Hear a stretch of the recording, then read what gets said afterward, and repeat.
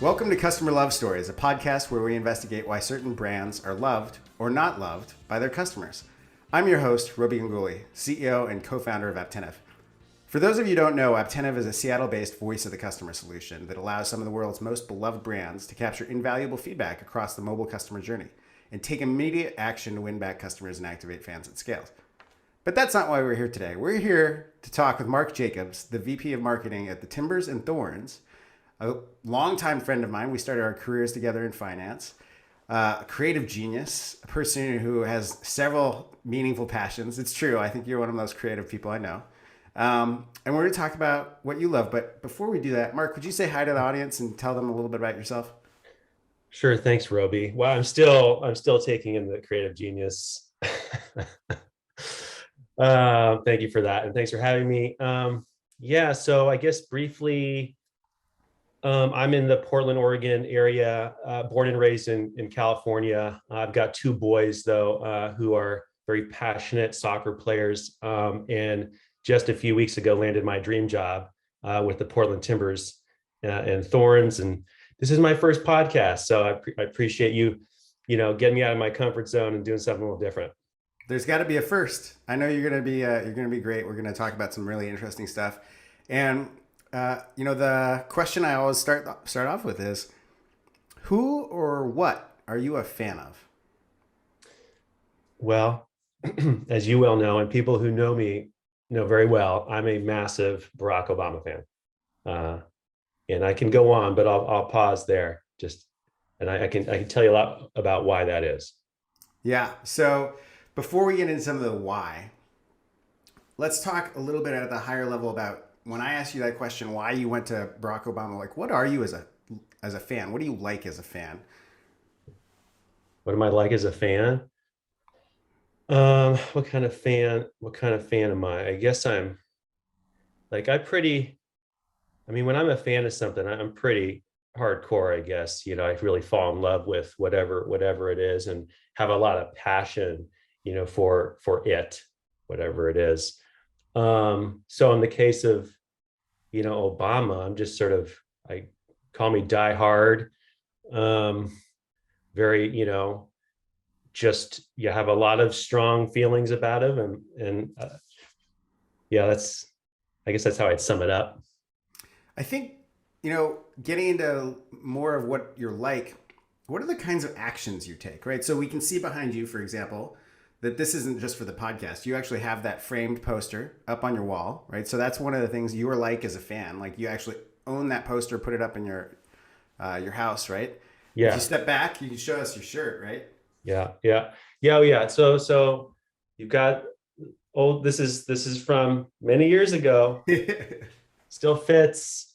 So I got a lot of stuff. So clearly, I bought a lot of stuff. So that's the kind of fan I am. If I'm a fan, I'm buying a lot of stuff. So, this is just a little small sample of all the Obama related kind of stuff that I've kind of collected, especially when he was running for president.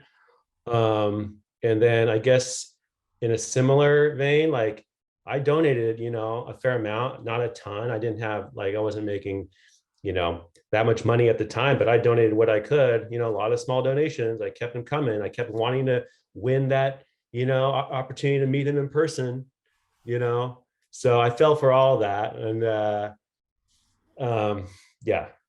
And the prop you brought today. Oh, the prop. Yeah. I forgot one of the things, the magnetic car sticker thing that I had on my car since when he ran, up until a year ago when I sold my car. So it was on there for a while. So as a fan, some of the actions you take, you donate to support, right? You buy stuff and then you display it. You're sharing it, right, with the world. It's not everybody who takes a magnet and puts it on their car and then sells their car and keeps the magnet. Yeah, for sure. And I'm not even a huge social media user. I have a real deep appreciation for social media, and but not a huge personal user. But that was probably the most I ever used social media in my life, was during his campaigns. I was basically doing everything I could to spread the word and make a difference. So you're an evangelist, right? When you get to that point of being a fan, It's not just, hey, I want to support you. You want other people to come along with you. You're talking about it, right? Everything I could possibly do. I mean, the lawn signs up, the car magnets on, I'm wearing the shirt. I'm just like shouting from the rooftops to everybody. You might call some of your friends who like Hillary Clinton and talk to them for multiple hours about why you're a fan of this up and coming senator. I think you started calling me like 2006, 2007, right? Yeah, it was before. Yeah, it was definitely before it was like, people knew he was going to emerge, in the way that he did. But I just, something like a lot of people, I think a lot of people have a similar story. They heard him speak, whether it was live or on online, and something sparked, and so something sparked for me, big time. Yeah.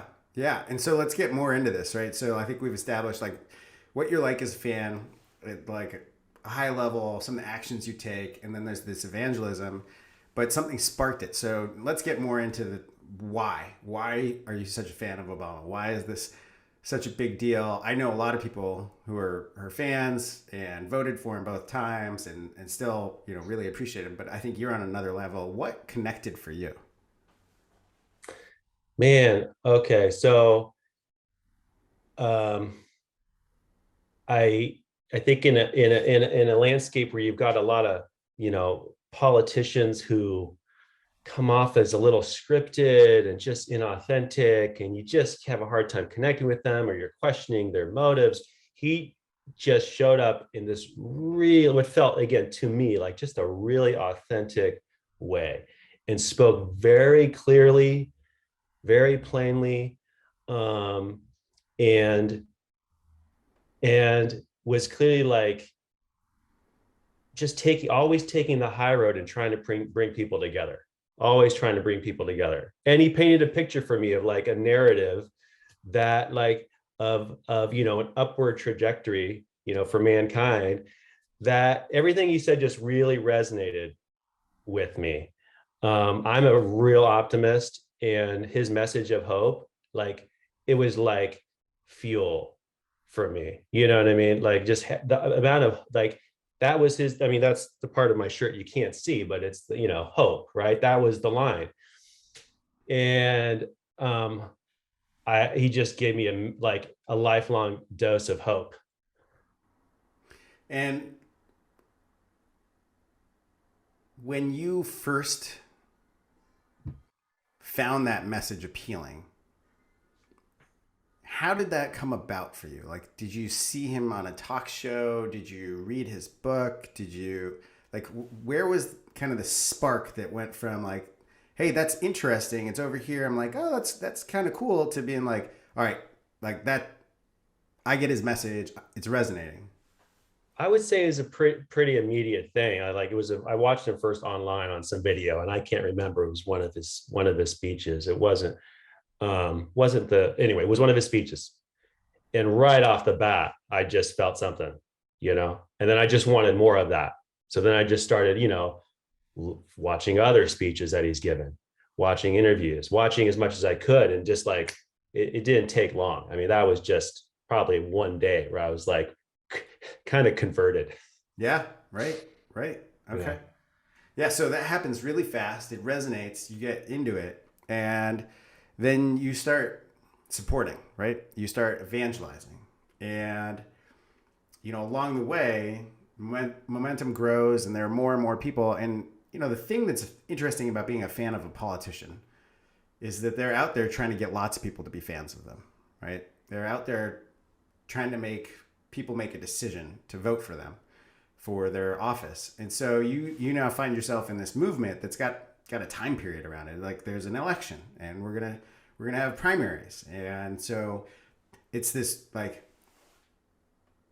unlike some of the things we've discussed on this podcast, it's got this actual centralized motion of like, we need to get Yeah. more fans and bring more people along. So you find yourself swept up in that. You're part of it. You're supporting it. At some point, do you have a challenge separating being a fan and then like the election, or how that's all intertwined? Um, I don't, not really. No, I mean, the whole point of it was right to get him elected and then, make that happen twice, so I never felt anything odd or any tension, I guess, Yep. Yep. No, I was around just that. curious, right? Because here's why I'm asking it. And this is kind of an awkward question. I'm just sort of exploring the idea. Yeah. But like some of the people we've talked to, as they talk about being a fan of things, there's a certain aspect of wanting to be like the diehard or like really in, and that's not really possible if you're a fan of a politician who becomes successful, right? It's just like you're not. There's going to be a much bigger group around you, and you're like Hmm. that's kind of the point. Uh, So I wonder if that yeah. felt weird. That's kind of what I'm wondering about. Oh, yeah, no, I guess, I just took a lot of pride and got a lot of satisfaction from how how popular he became. I Yep. just thought that was phenomenal. For it just for me just was like, wow, this is great because um yeah, that's what that's what we need. I felt like we needed that. We needed to come together in a way, in that way, and he made that happen, I guess. So I was just more, I was just fired up, that more and more people were coming into his tent. Right. Right. And then he gets elected, and then he gets reelected. And one of the things that happens for a lot of people is once their candidate gets elected, they start to become disenchanted, right? They had hope everything was going to change, and then some of the things that you wanted to change didn't happen, right? And so that's a also like in politics a very normal curve of like, hey, right? What was that like for you?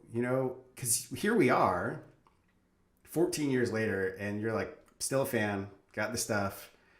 So, what was it like for you? How did his being in office, change your perception and your fandom?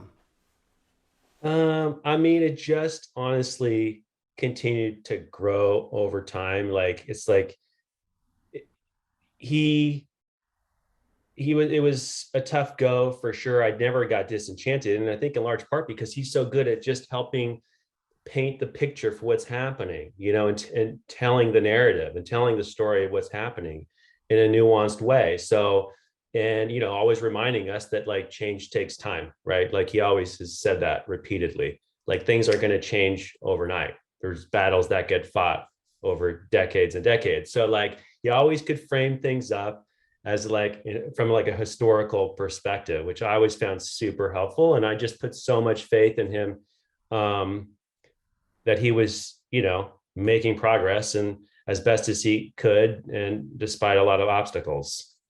Yep. Yep. So I think part of what I'm hearing is that you maintained patience and the ability to listen to him, right? Like there's an aspect of as a fan, you're bought in, so you're like, I'm going to still keep listening to him as he communicates context and what's going on, and I'm going to continue walking that journey. If he had lost you as a fan, what would he have had to do? What would that have looked like? That's a great question. I mean, it would have, that'd be a serious breach of trust there. I mean, it'd be something pretty bad. Had he, I mean, yeah, got caught in some scandal. I've had heroes before. I've had, especially in like sports, I've had heroes that have fallen. You find out something about them and you're like, oh man, they're not quite the person I thought they were. And I think that's in a way what makes Obama special. He's um, he just has a lot of integrity. He has so much integrity. So he'd have to do something pretty bad. I don't want to start listing out hypotheticals, but something pretty bad. Right. Right. Okay. So Yeah. like personal scandal, that kind of stuff, like, but I'm not hearing that be like, oh, policy or presidential choices so much as like personal integrity and like the identity of who he is more of like what you would be concerned with, right? No, it could have been something on the policy front too. I guess I'm just, it could have been something really bad where I guess I don't know. Let's say he just embraced the coal industry or something like that. You're going, what the hell? Where did that come from? you know. You know what I Right. mean? So there's definitely things like that. It's so hard for me to even like imagine these things. Right. Like Right. my mind has never even wandered into this territory because it's just so hard to imagine it. But yeah, he'd have to do something pretty bad. It could be, personal scandal policy, something pretty bad. All right. So now we've got sort of the shape of you of a fan and why, like how you got basically struck by lightning one day, went down a rabbit hole of watching videos, and you're like, I'm in.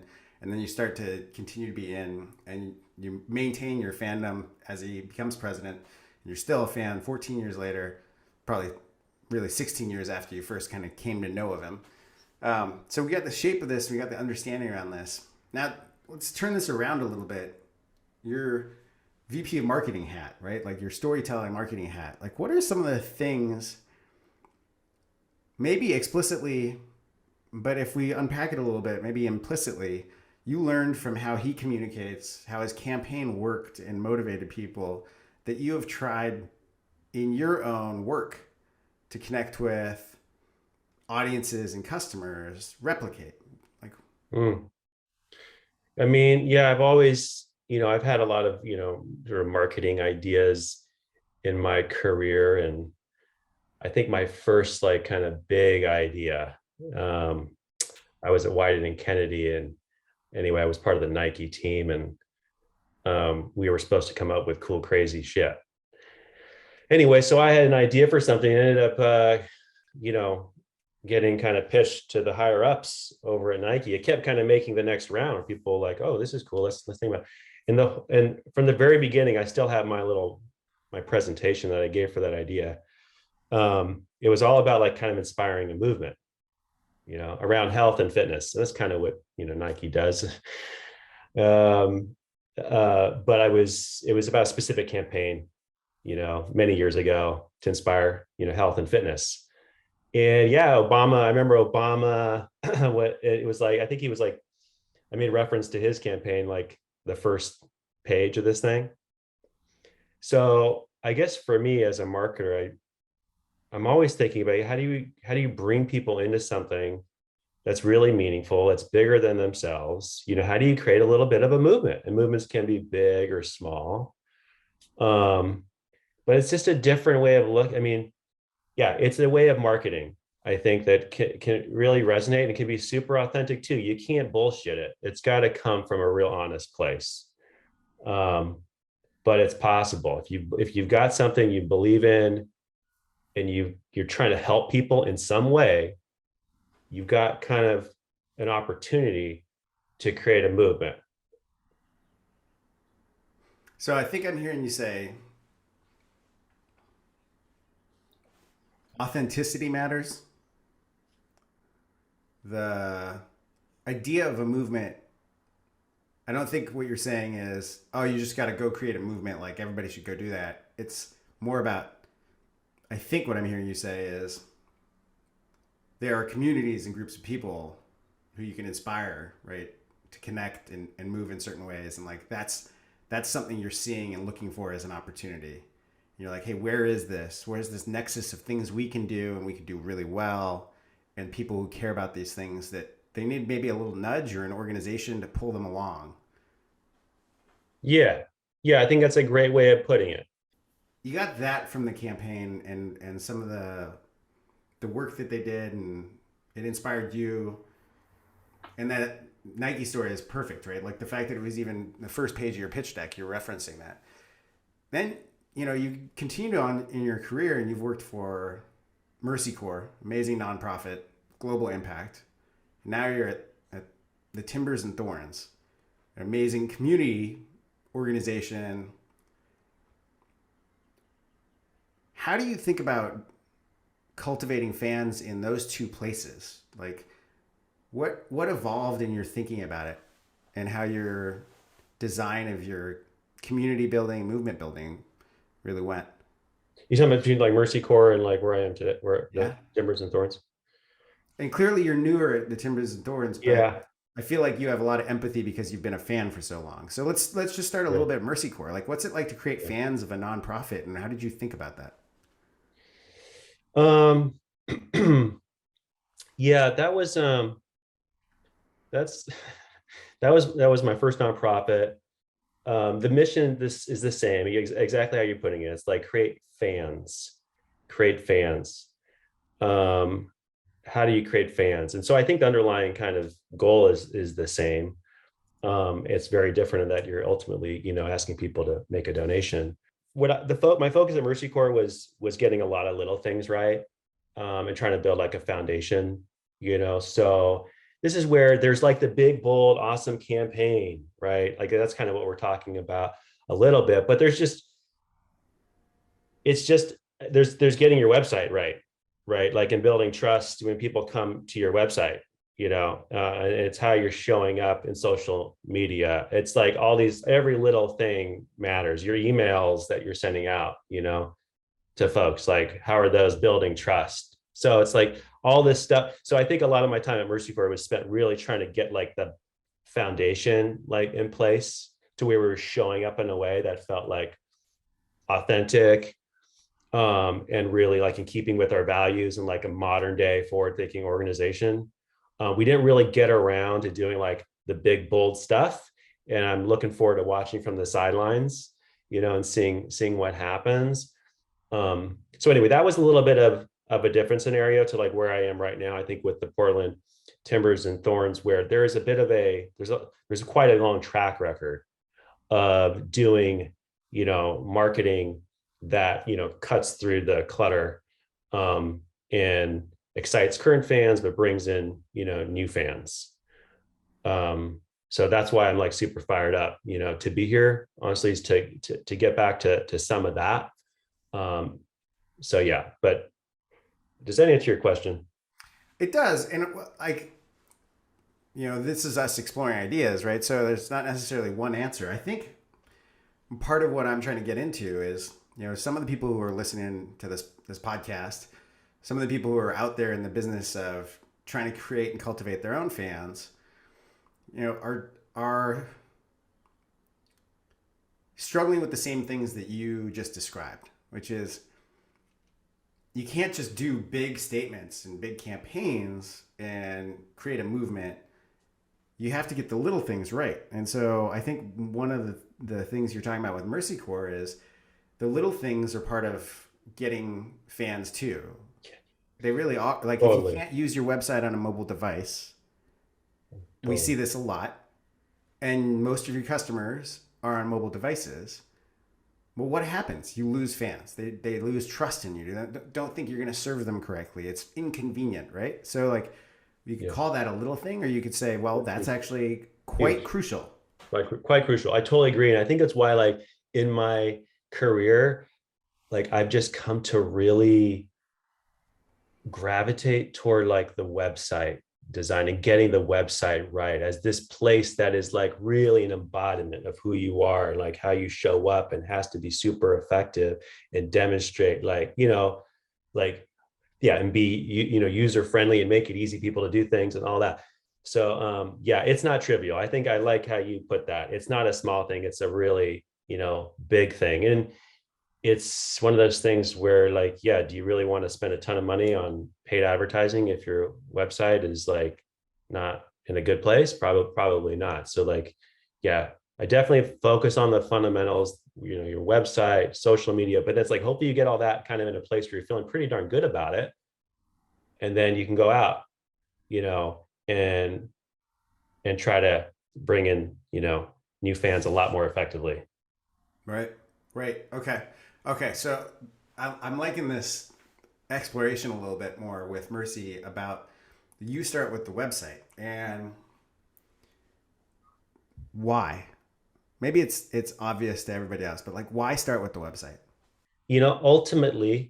Ultimately, I think we want people, for the most part, I'm trying to think of an example, maybe this doesn't hold true, but you want people to like go to your website to presumably,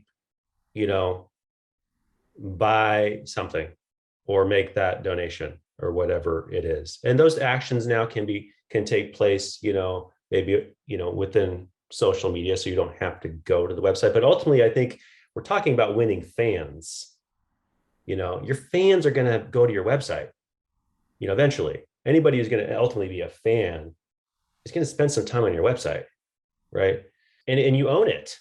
Like, you don't own Facebook, you don't own Instagram, you don't own Twitter. You get creative and you show up and, however you want, but you can't do whatever you want exactly in the way you can with the website, where you're literally just like, this is us, and you're putting yourself on full display, your organization on full display.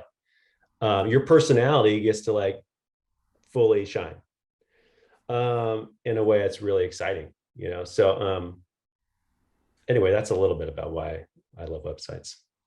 I think that, okay, so I'm so glad I asked this, right? Because I think there are several places that you picked up on, you tapped into, that I think are important about this. Like, coming back to the idea of creating a fan, like really winning fans, you're talking about doing it in a way that you can own the real estate, right? Like, hey, Instagram's not yours, Facebook's not yours, Twitter, whatever else, TikTok, not yours. The website's yours. You get to control it, and it can tell the story the way you want it to be told. The others can help you like expand that story, but the website's like your real estate, right? And this is interesting to me because as you were talking about this, I'm thinking about how different that is from your current job. Because so Mercy Corps, global nonprofit, I would imagine a lot of the impact it makes is by being able through the website to get people to donate, fund causes, etc. And there's not necessarily a coming together in person. But the point of the Timbers and Thorns marketing is to get people to come together in person. So you've got physical real estate and digital real estate now in your current role. How does that change the way you think about creating fans? I mean, it's amazing that ultimately what we're inviting people to do is come to the stadium, as you mentioned, and be part of the experience. And so that experience is what we want people to know and feel, right? So it's just totally different, right? Because ultimately now, like, everything that happens in the stadium is what we're in some way, shape, or form, what we're trying to market, whether it's telling the individual players stories or helping people appreciate the fact that we, cut a log, after every goal in a game. I mean, it's just, or if you just look at, the fans and how hardcore they are and what they do, and how they should show their support. I mean, it's just that it's like, that is what we're marketing. And so we're just, in my view, it's like we're trying to tell like stories about, in one way or another, about what's happening inside the stadium, about the people within the stadium. So it's just a totally different ball game. And the website is basically where those stories get told. That's really interesting. If I'm hearing you correctly, the part of your goal now is to actually tell the stories of current fans to prospective fans. In part, I would say, I mean, it's the stories of our players. A lot of people don't know, I mean, yeah, it's not just fans, but it's everybody. It's the community that comes together, because you've got stories of, player stories, stories about coaches, stories about fans, stories about like our business partners. I mean, there's stories about other like staff. I mean, there's just like so many stories. And so I've always seen my job in marketing, honestly, about like kind of digging for gold a little bit and finding like the best stories, if you will. But so we have all these different like human stories, right, that we can tell. Which ones are we going to tell? Why? I don't know. It's just, but is it like rich territory? There's just so many people all coming together, behind both of these teams. And there's just so much storytelling opportunity there. Like, I'm still learning, but that's what I get excited about. What about you? What's your best fan story? Maybe it's you and your boys going to a game. Like, what? Tell me about something you guys did where you're like, I'm really getting really into this right now for this activity. we have a lot of memories, going to, you know, games over the years. I was at the home opener. This was back in 2011 when my oldest son Jack was, but he was just almost just over 2 years old. Anyway, so he was a little guy. He's 14. But I guess, like, okay, the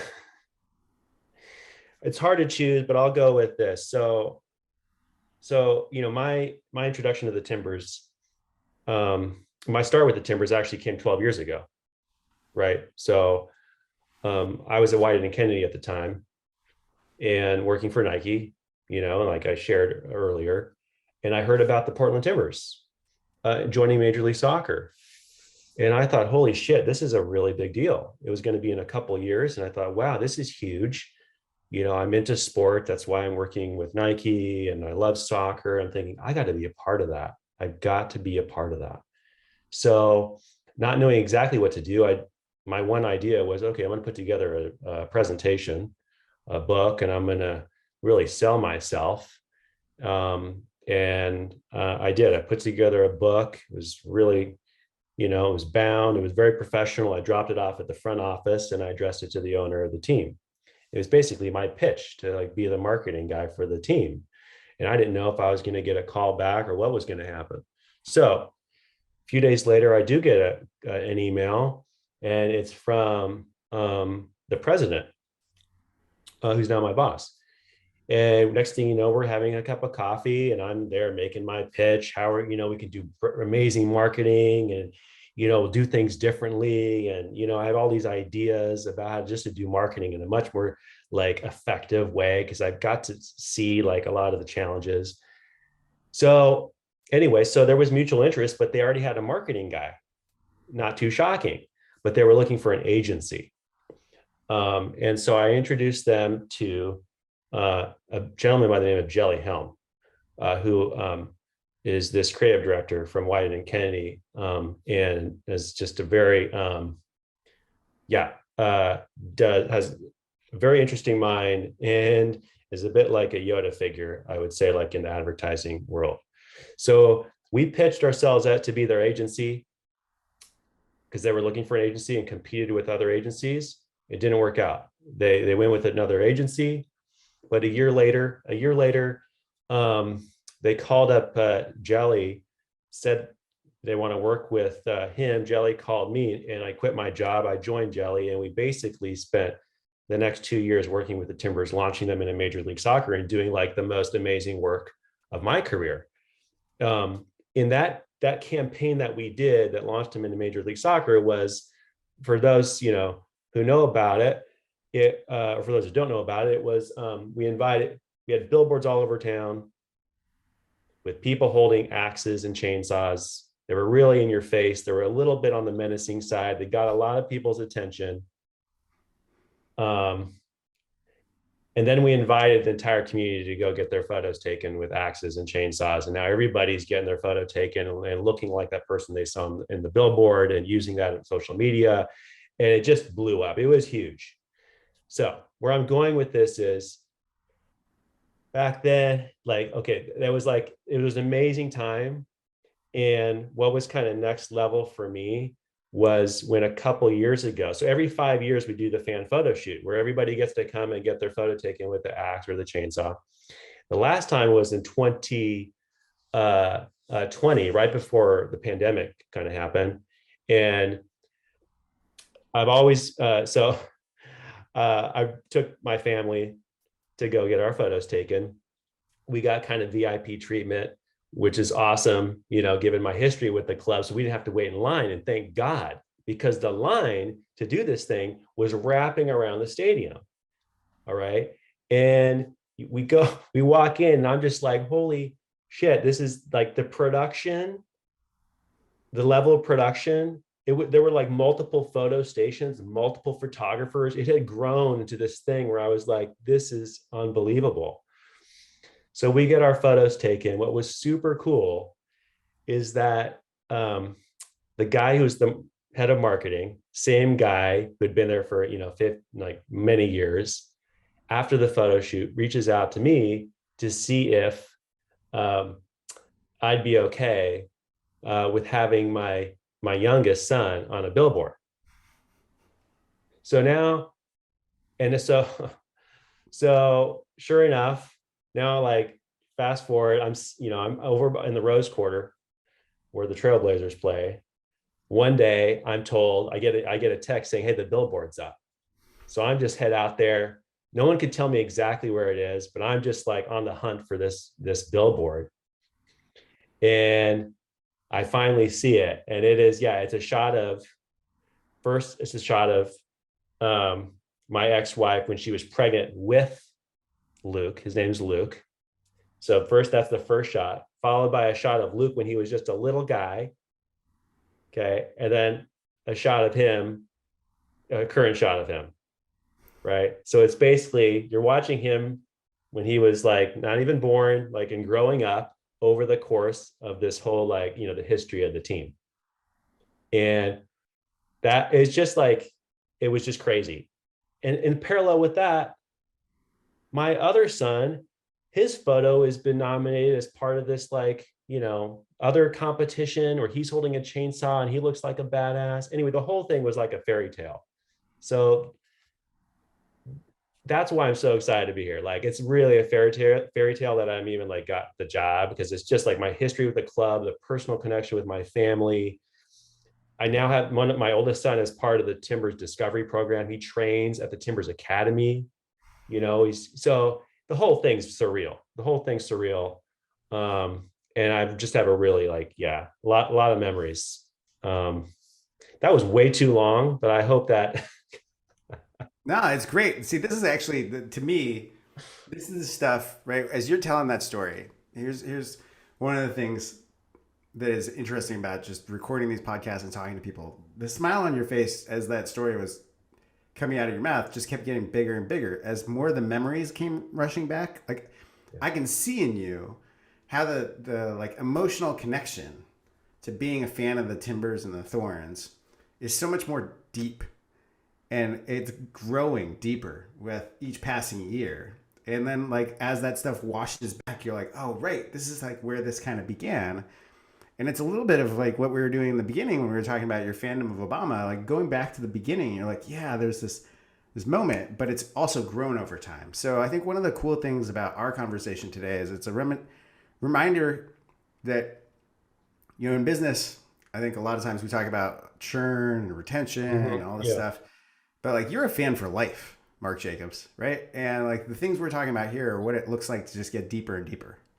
Totally. And that makes me think of like, I think the goal is like long-term relationships, long-term relationships. I feel like that on a personal level, and then like in business and in marketing, it's like long-term relationships, take the long view, and I've always, that's always been the kind of the tension in business I felt everywhere I've been, where there's a bit of, short-term, needs, but like long-term aspirations, and anyway, so yeah, I've always just tried to take the long view, and it's been one of those things. And like, if with marketing, God, I hope I'm not a victim of this stat, but you probably are well aware that like it's the head of marketing that sees the highest turnover in the C-suite, right? And I'm like, that seems that something's not right about that, because the marketing should be about trying to build long-term relationships. You can't maintain long-term relationships inside, organization. That doesn't, or even with your agency partners, like that doesn't bode well, right? For like your ability to make, create long-term relationships with fans. So, yeah. I think that's such an important insight that you just shared. It's like the stat that's thrown around is the average tenure of the CMO is like 18 to 22 months or something, right? And if the CMO is the one responsible for stewarding the storytelling of the brand to help connect over time and create long-term relationships, and you're changing them out every couple of years, how can you expect those results? How can you expect long-term relationships to come out of it? I think that's a very fascinating point. Yeah. My goal is like long-term relationships, agency partners, team members, like just like fans, all everybody. Like, let's like find like, yeah, let's figure that out, and just like have that trust and love just like grow over time. Man, I couldn't say it better myself. I think this is a good place for us to call it. I've really enjoyed talking about your fandom and creating fans and cultivating fans and you know, for multiple different brands. And where can people find more if they wanted to connect with you or follow some of your thoughts, Mark? Wow. Well, good luck following my thoughts. It's probably not probably not going to happen. But I'm, I guess I'd say if there's someone who really wants to connect with me, like I'll throw out my email address. Yeah. What the Sure. hell? Yeah, It's totally. mjacobs@timbers.com. I'm on LinkedIn.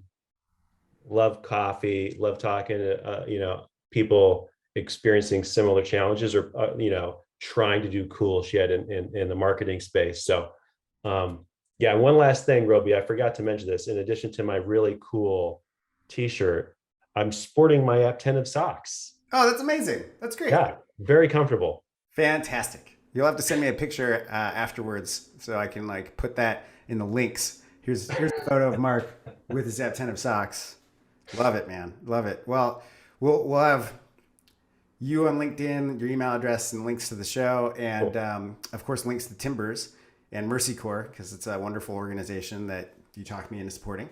Thank you. And I want to thank all of our listeners for tuning in. Please be sure to subscribe to our podcast and give us a rating and review at www.ratethispodcast.com/CLS.